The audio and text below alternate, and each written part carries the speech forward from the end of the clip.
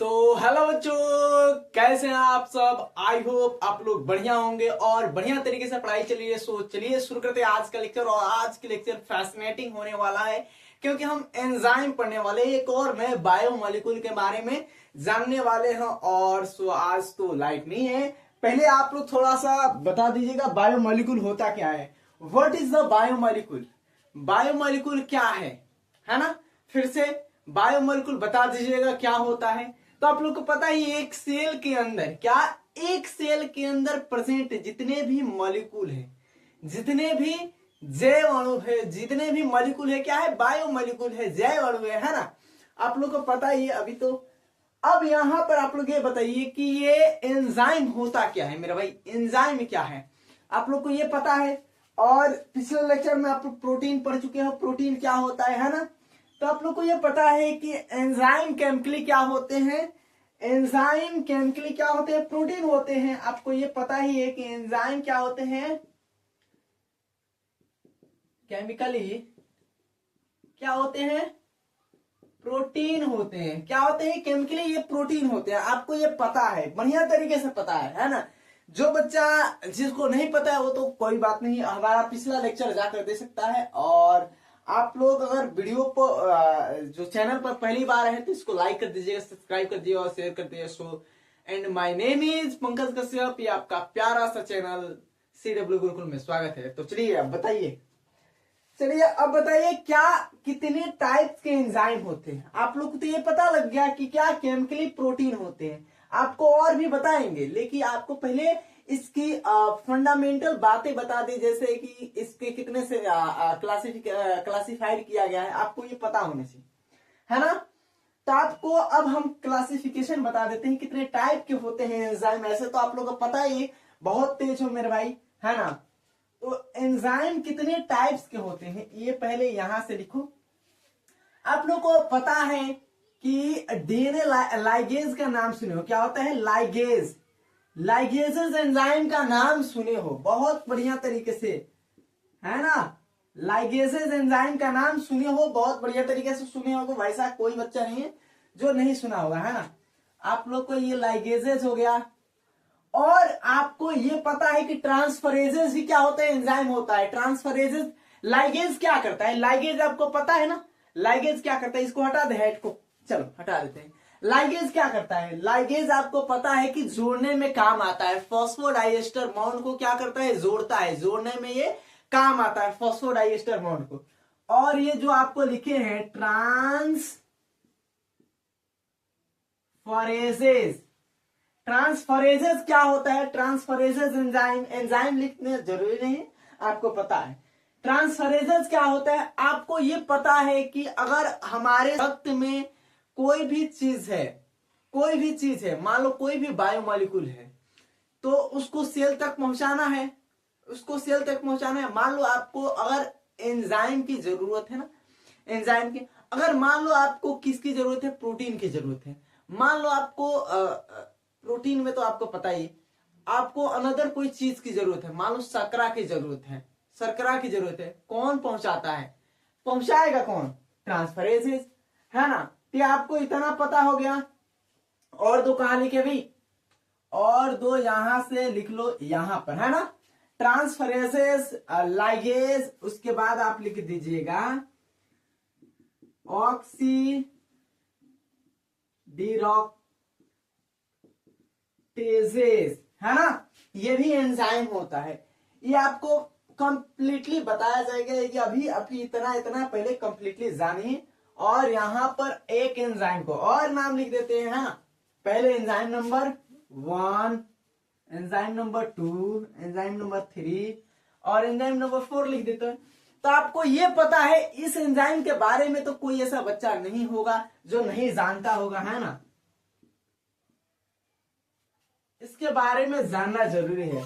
Lysis, ये enzyme होता है, सेम लाइगेज की जैसा होता है, लेकिन लाइगेज होता नहीं है ना।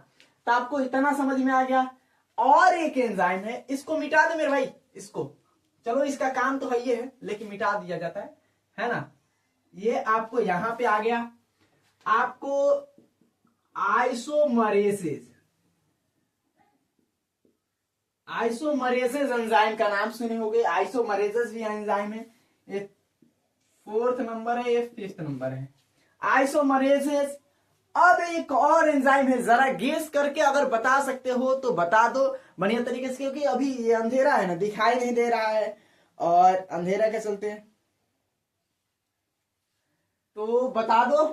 है कोई नहीं बताएगा, चलिए हम बताते हैं। कहां लिखे मेरे भाई, जगह तो ये नहीं है, चलो इसको यहां से यहां करके लिख दो, है ना। क्या है, हाइड्रोलाइसिस, ये भी क्या है, एंजाइम है। अब यहां से कर लो 1 नंबर, इसको कितने नंबर, 6 नंबर कर लो, है ना। तो इतना सारा आपको एंजाइम लिखे, हम लाइन से भी लिख सकते थे लेकिन ऐसे लिखे तो ठीक थोड़ा सा लग रहा है हमको, है ना। ये आपको पहले क्या है, लाइगेज, ट्रांसफरेज, उसके बाद लाइसेस, आइसोमरेज, टोपो आइसोमरेज याद रखना, और यहां पर ऑक्सीडोराफेज, यहां पर हाइड्रोलाइसेस। अब ये सारा एंजाइम है, और भी एंजाइम है, और एंजाइम का नाम लिखेंगे आपको पता ही है। अगर और एंजाइम का नाम लिखे तो अभी ये तो क्लास है, क्या है, ये तो क्लास है, इसकी क्लास है ना, क्लास है। अभी और आगे लिखेंगे तो पहले वीडियो को पॉज कर लो, पॉज करके नोट कर लो, उसके बाद और एग्जाम के बारे में हम डिस्कस कर लेते हैं। पहले देख ले एक बार, क्योंकि लाइट तो है नहीं, अच्छी खासी तो दिखाई दे रही है, चलो कम से कम तो ठीक है इतना, है ना।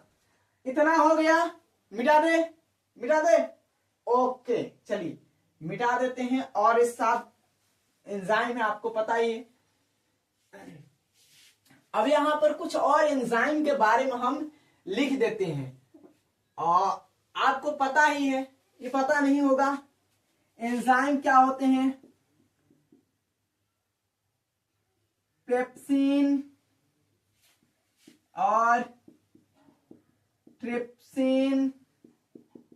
पेप्सिन ट्रिप्सिन का नाम सुने हो ना, पेप्सिन ट्रिप्सिन का नाम सुने होगे तो ठीक है ना। उसके बाद हम लिख देते हैं यहां पर ये एंजाइम, देखो आराम से बढ़िया तरीके से, देखो आपका ये बेस है ना, आपका ये बेस बढ़िया तरीके से बन जाएगा ना, तो ये आपको कोई दिक्कत नहीं होगा। आपको पता ही है कि नीट कैसा चल रहा है, नीट की एग्जाम कैसी हो रही है। पिछले ईयर के एग्जाम से आपको देखकर, प्रीवियस ईयर का एग्जाम देखकर आपको पता लग गया कि हमारा एग्जाम कैसे होने वाला है, कैसे किस लेवल से हो रहा है, तो आपको इतना अंदाजा हो गया है ना। तो आपको वैसे ही क्या करना है कि प्रिपरेशन करना है, वैसे ही आपको तैयारी करना है ना। आपको लिख दो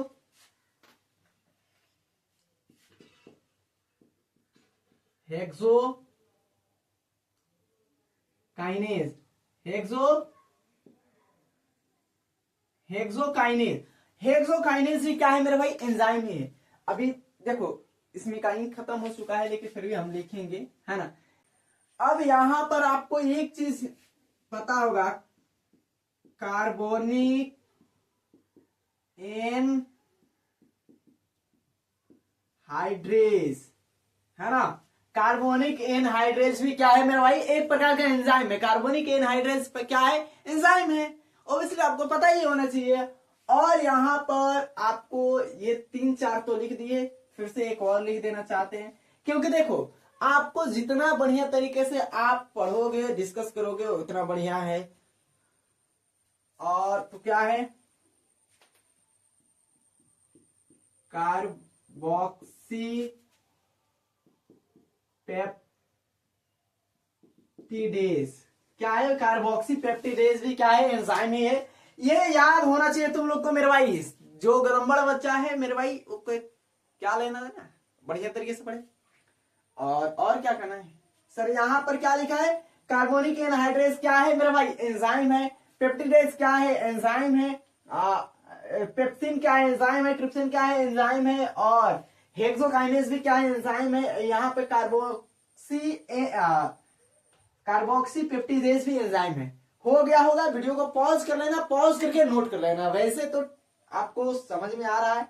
हो गया, मिटा दे। चलो अब यहाँ पर इसकी बेसिक फंडामेंटल चीजें बता दिए। अब हम यहां पर आपको निश्चिंत होकर बताएंगे। अब देखो ये क्या है, आपको एंजाइम, एंजाइम आपको सबसे पहले पता होना चाहिए एंजाइम है क्या।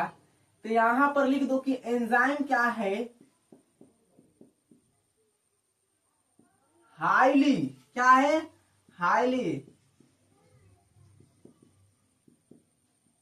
हाईली स्पेशलाइज्ड प्रोटीन है। क्या है, प्रोटीन है। हाईली स्पेशलाइज्ड क्या है, प्रोटीन है। क्या है, अत्यधिक विशेष प्रकार का, अत्यधिक विशेष प्रकार का विशेष प्रोटीन है ना। अत्यधिक विशेष क्या है, ये प्रोटीन है। आपको ये अत्यधिक विशिष्ट प्रोटीन है मतलब कि इसमें अत्यधिक विशिष्ट है क्या, ये आपको पता लगे कि क्या है मेरे भाई, ये अत्यधिक विशिष्ट प्रोटीन है। एंजाइम क्या है, प्रोटीन ही नहीं है, बहुत विशेष प्रकार की प्रोटीन है, स्पेशलाइज्ड प्रोटीन है। लेकिन इसमें स्पेशल है क्या, ये तो जानना है। कोई बच्चा काम कर रहा है, कोई बच्चा कोई चीज काम कर रहा है, तो अगर बोला जाए कि उसमें एक स्पेशल बात है, तब बात है क्या स्पेशल, बताओ तो जरा। तो इसमें क्या है कि कैटेलिटिक क्या है कि उत्प्रेरण की क्षमता है। क्या है, उत्प्रेरण, कैटालिसिस की क्या है, कैपेसिटी है।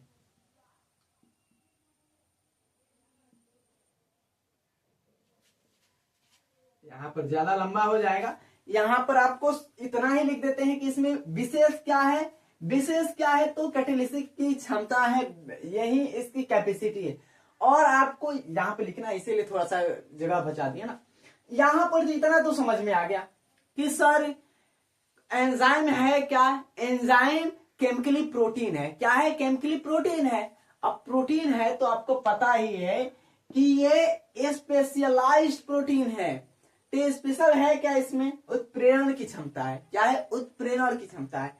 अब उत्प्रेरण की क्षमता क्या है, देखो, चाहे हम हो, चाहे प्लांट हो, चाहे कोई भी एनिमल हो, सब में क्या होती है, सब में आपको पता है कि बायोमोलिक्यूल है। सारे अंदर, सारे जीव के अंदर बायोमोलिक्यूल है। तो बायोमोलिक्यूल क्या होते हैं, एंजाइम की वजह से कई बायोमोलिक्यूल बनते हैं, टूटते हैं। क्या होते हैं कि बनते हैं, टूटते हैं। ये सारी प्रक्रिया किसके द्वारा होती है, किसके कारण होती है, एंजाइम के कारण होती है। कोई एंजाइम अगर क्या हो रहा है, बन रहा है, कोई अगर बायोमोलिक्यूल क्या हो रहा है, बन रहा है, कोई बायोमोलिक्यूल क्या हो रहा है, टूट रहा है ना। तो जिसका अपघटन हो रहा है, मान लो, तो ये किस कारण हो रहा है, किसी कारण तो हो रहा होगा ना। तो ये अपघटन हो रहा है, ये कोई बायोमोलिक्यूल बन रहा है, ये सब कौन कराता है, तो ये एंजाइम ही कराता है। एंजाइम, अब एंजाइम कराता है। तो देखो एक चीज है, यहां पर हम लिखना चाहते हैं कि जीव के अंदर न कराए, हम लोग जीव हैं, पेड़ पौधा जीव है। पेड़ पौधा क्या है, जीव ही है। पेड़ पौधा जीव नहीं है, लिविंग थिंग नहीं है मेरे भाई, याद रखना, लिविंग थिंग है। तो इसीलिए हम इसको क्या बोल देते हैं, बायो कैटेलिटिक।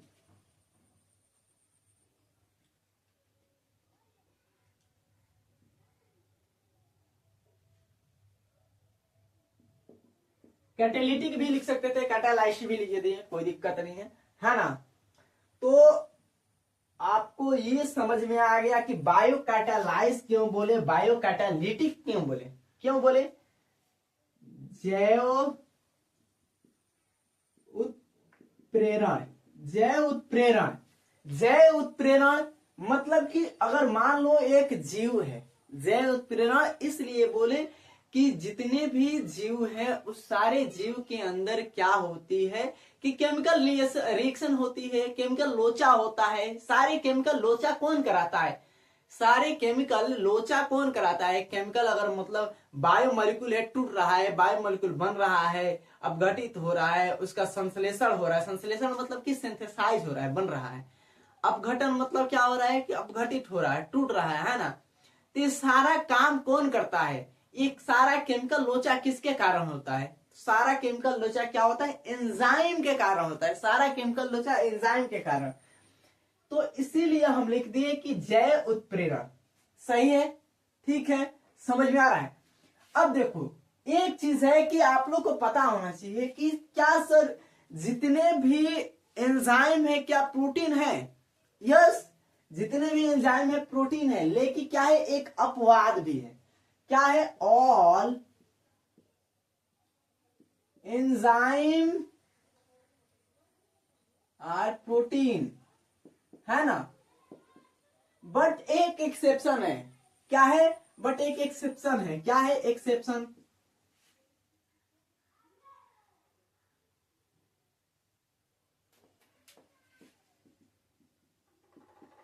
बट क्या है? एक एक्सेप्शन है। क्या है? अपवाद है।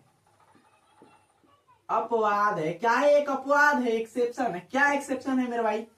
अब देखो एक्सेप्शन ये है कि जो राइबोजाइम है, राइबोजाइम का नाम सभी लोग सुने होंगे। राइबोजाइम आपको मॉलिक्यूलर बायोलॉजी में जो बच्चा नहीं देखा क्लास तो जाकर देख सकता है। राइबोजाइम, राइबोजाइम, राइबोजाइम क्या है? एक ऐसा एंजाइम है, राइबोजाइम एक ऐसा एंजाइम है जो क्या होता है कि ये प्रोटीन नहीं है। ये क्या है? प्रोटीन नहीं है। क्यों प्रोटीन नहीं भाई? अब मान लो कि सारा प्रोटीने है तो एंजाइम कौन रह जाएगा? हाँ, सारा जब प्रोटीने हो जाएगा तो एंजाइम कौन रह जाएगा? तो भाई ये किसी को रहना चाहिए ना एंजाइम बनने के लिए, नहीं तो बनेगा कैसे? हाँ, तो ये आरएनए से क्या होता है? आरएनए से सिंथेसाइज होता है, सिंथेसिस होता है। आरएनए से इसका सिंथेसिस होता है। अब आरएनए से सिंथेसिस होता है मतलब कि क्या होता है? ये आपको पता है नहीं पता है, गदम्बड़ हो उससे कोई मतलब नहीं है। आपको ये पता होना चाहिए कि ये क्या है? न्यूक्लिक अम्ल से, न्यूक्लिक एसिड से ही क्या होता है? न्यूक्लिक एसिड का ही पार्ट होता है, न्यूक्लिक एसिड से ही बनता है। तो क्या होता है? न्यूक्लिक एसिड से क्या होता है? एसिड से सिंथेसाइज होता है। न्यूक्लिक एसिड मतलब कि आपको ये होना चाहिए कि न्यूक्लिक एसिड का कौन सा एंजाइम है, न्यूक्लिक एसिड कौन सा एंजाइम बनाता है, आपको पता होना चाहिए। न्यूक्लिक एसिड क्या होता है? डीएनए होता है, आरएनए होता है भाई, आरएनए डीएनए होता है। लेकिन ये आरएनए डीएनए बनाता थोड़ी नहीं है, एक ही बनाता है। कौन बनाता है भाई? तो ये आरएनए बनाता है। इसीलिए हम सिर्फ बोल दिए क्या है? न्यूक्लिक एसिड से बना क्या है? एक एंजाइम है। न्यूक्लिक एसिड से, न्यूक्लिक एसिड से बना क्या है? एंजाइम है। बना एंजाइम है, आपको यही पता हो गया। और ये आरएनए से क्या होता है? आरएनए से सिंथेसाइज होता है। पता हो गया कंप्लीटली। आपको ये याद रहना चाहिए। लेकिन अब एक चीज याद रखना कि उल्टा मतलब कि जैसे हम बोले कि क्या ऑल एंजाइम आर प्रोटीन, ठीक है, यहां तक ठीक है।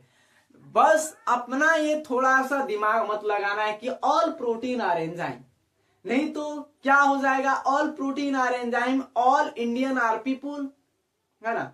उल्टा पुल्टा बोल रहे हो, ठीक है, कोई बात नहीं, चलेगा सब, है ना। तो हो गया मेरे भाई। ये क्या है? हाईली स्पेशलाइज क्या है? प्रोटीन है, मतलब अत्यधिक विशेष प्रकार का है। विशेष है क्या बबुआ? तो इसमें क्या है? कैटेलिटिक जो उत्प्रेरण की क्षमता है, उत्प्रेरण की क्या है? क्षमता। अभी जगह उत्प्रेरण की क्षमता है, इधर लिख रहे थे तो जगह नहीं था, कोई बात नहीं। उत्प्रेरण की क्षमता है। उत्प्रेरण की क्षमता मतलब कि अगर एक सेल है, अगर एक सेल है, एक सेल के अंदर बायोमोलिक्यूल, बायोमोलिक्यूल क्या हो रहा है? बन रहा है, टूट रहा है। क्या है? सेल के अंदर, अंदर क्या हो रहा है? बायो मॉलिक्यूल क्या हो रहा है?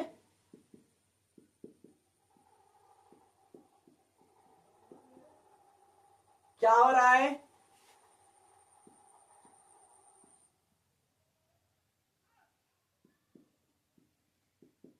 सिंथेसिस हो रहा है या क्या हो रहा है? संश्लेषण, संश्लेषण, सिंथेसिस मतलब संश्लेषण हो रहा है या क्या हो रहा है? टूट रहा है, टूट या अपघटन, है ना। अपघटन, अपघटन हो रहा है। ये सारा काम कौन कराता है? ये सारा काम कौन कराता है? तो एंजाइम कराता है। ये सारा काम कौन कराता है? एंजाइम कराता है। एक सेल के अंदर बायोमोलिक्यूल क्या हो रहे हैं कि टूट रहे हैं, बन रहे हैं। मॉलिक्यूल क्या हो रहे हैं कि बन रहे हैं, टूट रहे हैं, तो ये सारा काम कौन कराता है? एंजाइम कराता है। इसीलिए हाईली क्या है, स्पेशलाइज प्रोटीन है, उत्प्रेरण की क्षमता है इसमें, उत्प्रेरण की, इसीलिए क्या बोल दिए? Bio catalyst. क्या बोल दिए? बायो कैटेलिस्ट बोल दिए, है ना। तो इतना हो गया, समझ में आ गया, दिक्कत कोई नहीं होनी चाहिए। वीडियो को पॉज करो, पॉज करके नोट करो। हो गया? बेटा तो मेरे भाई हो गया ना, चलो बहुत बढ़िया। और ये तो हो गया, ये हो गया, लेकिन इसके लक्षण देख लो। इसके लक्षण, अरे रे रे, चलो ठीक है। इसके लक्षण क्या है? अब इसके लक्षण, है ना, आपको पता ही है इसके लक्षण क्या हो सकती है। क्या लिखे? एंजाइम। एंजाइम की क्या लिख दे? लक्षण। अबे लक्षण, है ना। एंजाइम की लक्षण क्या है भाई? एंजाइम की लक्षण कुछ होना चाहिए। एंजाइम की लक्षण क्या है? तो आपको यही पता है कि एंजाइम की पहला लक्षण ही है क्या? बायो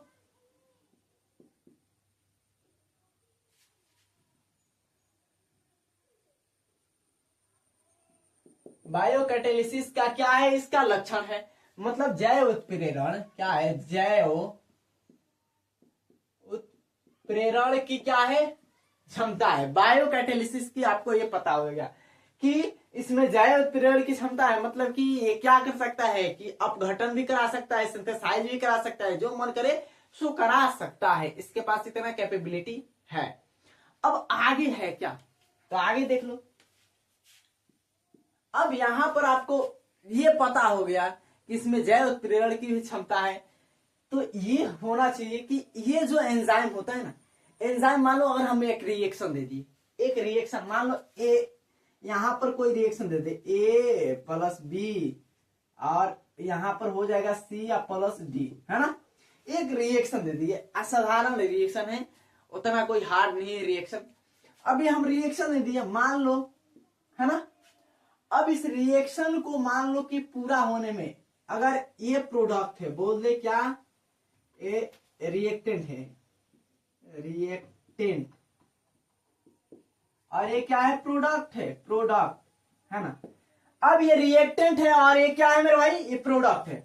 अब इस रिएक्टेंट को प्रोडक्ट में बदलने में कितना लगता है? 30, मान लो 20 मिनट टाइम लगता है। कितना? 20 मिनट क्या लगता है? मिनट टाइम लगता है। 20 मिनट टाइम लगता है। अब 20 मिनट लगेगा तब क्या होगा? ये उसमें परिवर्तित होगा। अब ये चीज है कि इसको क्या चाहिए भाई? इसके पास 20 मिनट लग क्यों रहा है, ये भी सोचना है। आखिर में जल्दी नहीं हो जाता, जल्दी नहीं हो जाता, फट तो तुरंत हो जाता। 20 मिनट लेने की क्या जरूरत है? मतलब कुछ ना कुछ लोचा है, जरूर कुछ ना कुछ लोचा है। तो लोचा क्या है भाई? इसके पास इतनी एनर्जी नहीं है। क्या इसके पास इतनी एनर्जी नहीं है कि क्या हो सके कि ये तुरंत क्या हो कि सी प्लस डी प्रोडक्ट में बदल जाए।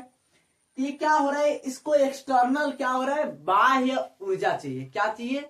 एक्सटर्नल एनर्जी चाहिए। एक्सटर्नल एनर्जी मतलब कि आपको अगर हम एक्सटर्नल एनर्जी अगर मान लो कि कितना कुछ भी दे दे, अगर 50 अगर हम जूल एक्सटर्नल एनर्जी दे दे, एक्सटर्नल एनर्जी 50 जूल दे दे, और यहां पर इसको बदलने में क्या हो रहा है कि अब 50 जूल लग रहा है लेकर। एक्सटर्नल एनर्जी हम दे नहीं दे, मान लो कि 50 जूल लेकर उसके बाद ही इसमें परिवर्तित होगा, है ना। और हमको करना क्या है कि अब इस जो पूरा रिएक्शन है, इस पूरे रिएक्शन में हम क्या डाल दे? इसको डाल दे भाई। भैया क्या कर दे? इस पूरे रिएक्शन में मर्दवा देखो ना, इस पूरे रिएक्शन में इसको डाल दे, है ना। अब इस पूरे रिएक्शन में इसको हम डाल दे एंजाइम को। एंजाइम जब जाएगा ना तो क्या करेगा? देखो हम अब यहां पर इसको क्या कर देगा? 25 जूल कर देगा। 25 जूल कर देगा। 25 जूल कर देगा मतलब कि ये क्या हो रहा है? ये रिएक्शन के रेट को क्या कर रहा है मेरे भाई? रिएक्शन रेट को बढ़ा दे रहा है तेजी से, है ना। अब तो समझ में आ।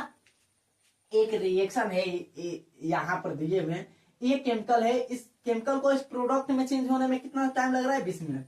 20 मिनट क्यों लग रहा है? कि ये 50 जूल खपत करेगा। इसके पास मान लो एनर्जी क्या है? एनर्जी मान लो एक से। एनर्जी क्या है इसके पास, एनर्जी क्या है इसके पास, एक से एनर्जी है और इसको बदलना है अपना एनर्जी, तो इसको एक्सटर्नल बाह्य एनर्जी हम दिए, एक्सटर्नल एनर्जी दे दिए, एक्सटर्नल एनर्जी लिया और 30 मिनट लगा एक्सटर्नल एनर्जी पूरा खपत किया, उसके बाद ये प्रोडक्ट में चेंज हो गया। अब ये प्रोडक्ट में चेंज हो रहा था तो हम क्या किए कि बगल से क्या कर दिए, एंजाइम इसमें डाल दिए, इस रिएक्शन में एंजाइम डाल दिए। अब जो 50 मिनट में होने वाला था वो क्या हुआ, 25 मिनट में हो रहा है। मतलब कि रिएक्शन की दर को फास्ट कर दे रहा है। क्या हो रहा है यहां पर, रिएक्शन रेट को क्या कर रहा है, रेट को, अभिक्रिया दर को क्या कर रहा है, बढ़ा दे रहा है। अभिक्रिया दर को क्या कर रहा है, बढ़ा दे रहा है ना। अभिक्रिया दर को क्या कर दे रहा है, बढ़ा दे रहा है।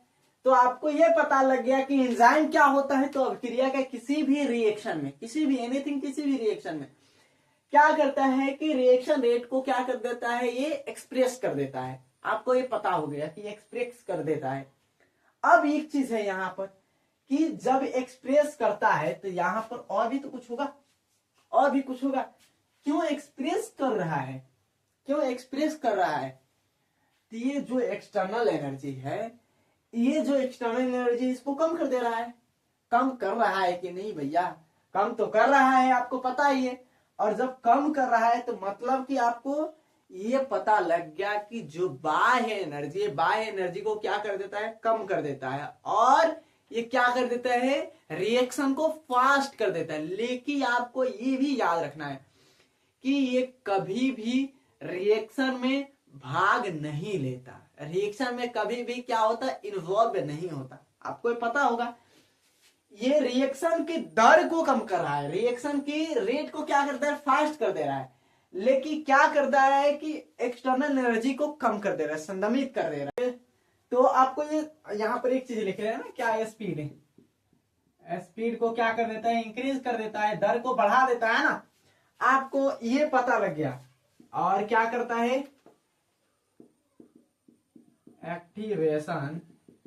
एक्टिवेशन क्या करता है, एनर्जी को क्या करता है कि कम कर देता है। एक्टिवेशन एनर्जी को क्या करता है मेरे भाई, एक्टिवेशन एनर्जी को कम कर देता है। ये भी आपको पता हो गया कि एक्टिवेशन एनर्जी को कम कर देता है और अभिक्रिया में भाग नहीं लेता। ये अभिक्रिया में क्या होता है, भाग नहीं लेता, ये पता हो गया। एंजाइम क्या होता है कि रिएक्शन में भाग नहीं लेता, रिएक्शन में इन्वॉल्व नहीं होता। ये आपको पता हो गया। ये पता है कि क्या है, बायो कैटेलिस्ट, जैव उत्प्रेरक है। जैव उत्प्रेरक आपको समझ में आ गया। उसके बाद आपको रिएक्शन जो रेट होता है उसको क्या कर देता है, हाई कर देता है। क्या हाई कब कर देता है, तो एक्टिवेशन एनर्जी को, इसी को क्या बोला जाता है, सक्रियण ऊर्जा, सक्रियण ऊर्जा या एक्टिवेशन एनर्जी। सक्रियण ऊर्जा, सक्रियण ऊर्जा को क्या कर देता है मेरे भाई, कम कर देता है। और क्या कर देता है, रिएक्शन रेट को बढ़ा देता है। हो गया है, हो गया है ना, मिटा दे। चलो इसकी ग्राफ भी है, ग्राफ देख ले, ग्राफ देखकर और बता दे, क्योंकि लाइट थोड़ी सी इधर उधर हो गई थी। आप लोग देखिए, अब इसकी ग्राफ में आपको बढ़िया तरीके से ग्राफ समझ में आएगा। और क्या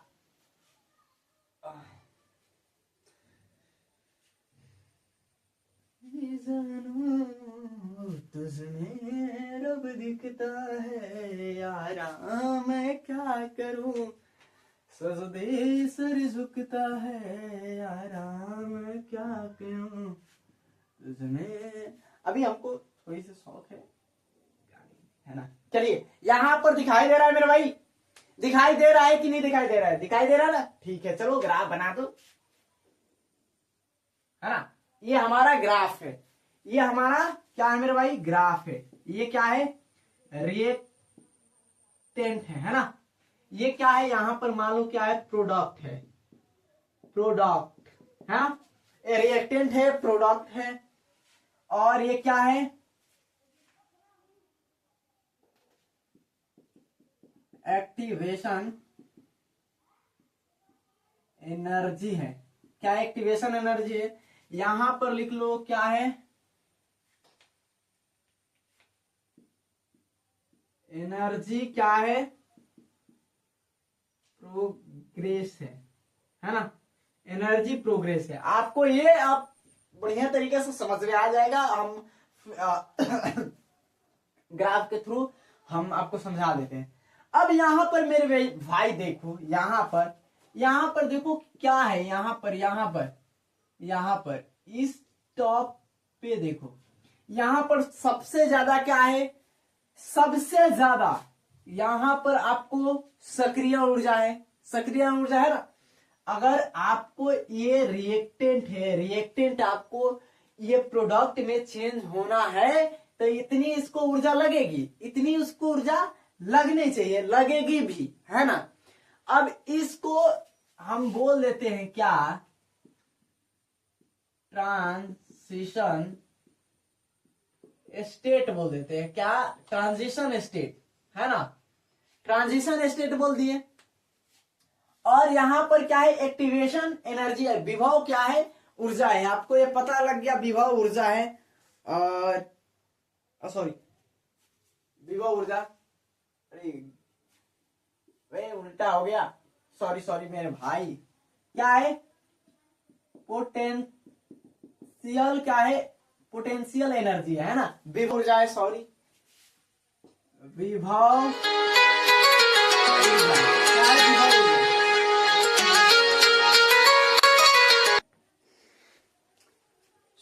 आप लोग को अब समझ में आ रहा है, क्योंकि थोड़ी सी कॉल आई थी। और ये क्या है, पोटेंशियल एनर्जी है, विभव ऊर्जा है, आपको पता है ये क्या है, एनर्जी प्रोग्रेस है। और ये आपको टॉप पे हम ट्रांजिशन स्टेट बता दिए। ट्रांजिशन स्टेट वो स्टेट है जहां पे क्या है कि हाई, इसको क्या चाहिए, एनर्जी चाहिए। आपको यहां पर ये भी लिख सकते हो, एक्टिवेशन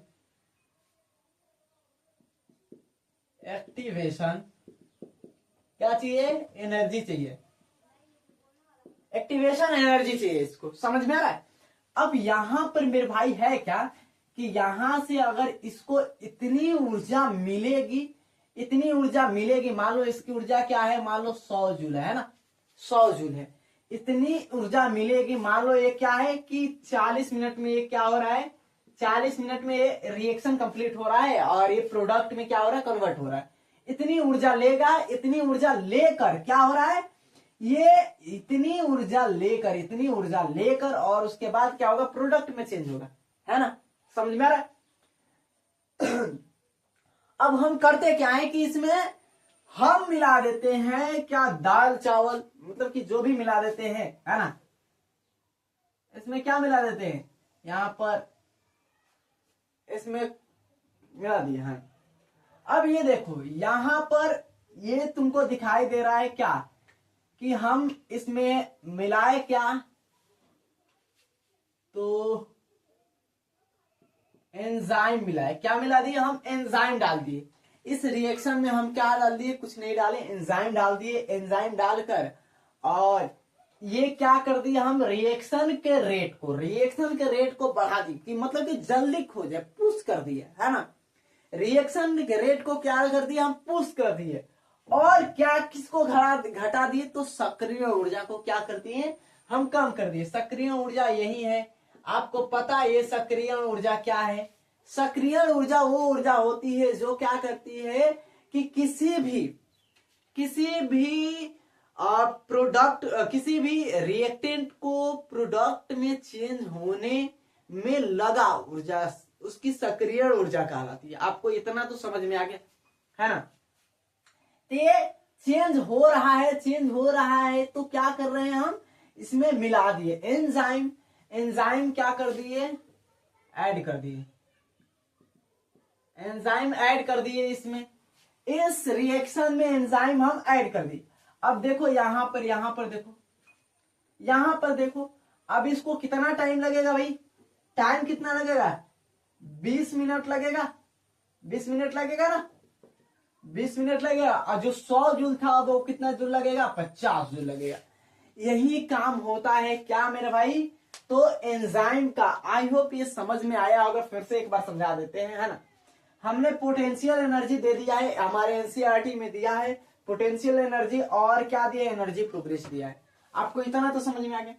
यहां पर हम ग्राफ बना दिए कि क्या ये रिएक्टेंट है, और रिएक्टेंट यहां से प्रोडक्ट में अगर चेंज होना है तो क्या करना पड़ेगा इसको, ये 100 जूल क्या करेगा, एनर्जी लेगा, 100 जूल एनर्जी लेगा, बाह्य एनर्जी लेगा। ये क्या लेगा, बाह्य एनर्जी लेगा, एक्सटर्नल एनर्जी।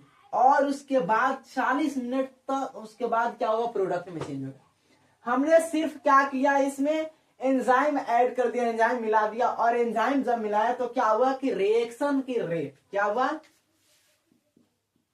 रिएक्शन रेट क्या हो गया,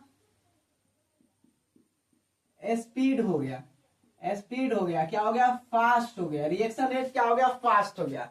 और सक्रिय ऊर्जा क्या, सॉरी वही एक्टिवेशन एनर्जी या सक्रिय ऊर्जा क्या हुई, घट गई। तो ये आपको दिया था ग्राफ, और हो गया है, समझ लिए।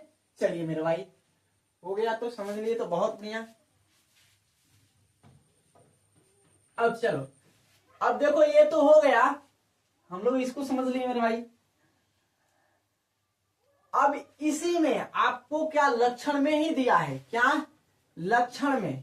अब लक्षण में क्या दिया है मेरे भाई, तो ये दिया है कि अगर अगर एक रिएक्शन है, अगर रिएक्शन है तो रिएक्शन को इफेक्ट कौन कौन करता है ना। एक रिएक्शन को इफेक्ट कौन कौन करता है, तो आपको ये पता होना चाहिए कि ये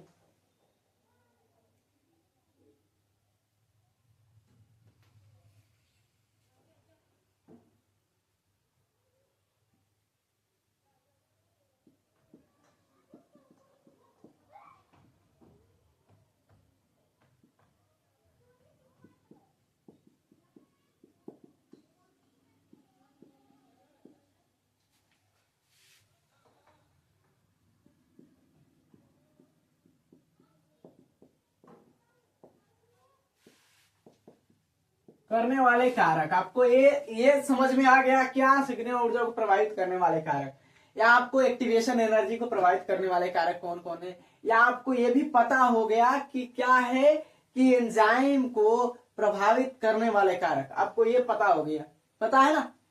अगर यहां पर हम सक्रिय ऊर्जा नहीं लिखे, एंजाइम लिख दे, क्या एंजाइम, एंजाइम को क्या प्रभावित करने वाले कारक। अगर मान लो कि हम यहां पर लिख देते हैं क्या, pH, 1 number pH, 2 number temperature, temperature तापमान, ताप या तापमान, और 3rd नंबर हम आपको क्या लिख दे मेरे भाई, सबस्ट्रेट, क्या लिख दे, कंसंट्रेशन,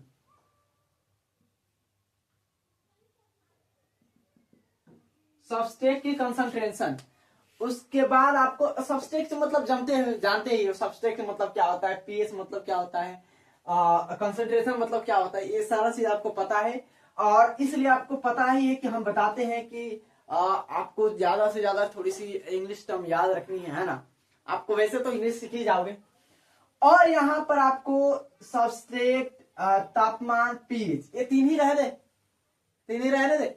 अब देखो ये तीनों में आपको पता है कि ये क्या करता है कि पीएच, पीएच आपको ये जो प्रोटीन है, प्रोटीन को क्या कर देता है मेरे भाई, अगर अम्लीय पीएच क्षारीय पीएच अगर हो गया, अम्लीय पीएच क्षारीय पीएच मतलब क्या हो जाता है मेरे भाई, तो ये अपघटित हो जाता है, क्या हो जाता है, ये अपचयित हो जाता है, सॉरी ये क्या होता है, अपचयित हो जाता है, अपचयित हो जाता है, आपको ये पता है। टेम्परेचर अगर इधर उधर हो गया, टेम्परेचर अगर इधर उधर हो गया तो भी क्या है, दिक्कत है, टेम्परेचर इधर उधर हो गया। सबस्ट्रेट की कंसंट्रेशन तो ये पता ही है कि करता है, सबस्ट्रेट की क्या है, कंसंट्रेशन से प्रभावित होता है, आपको पता ही है, समझ में आ गया। और एक चीज लिख दो,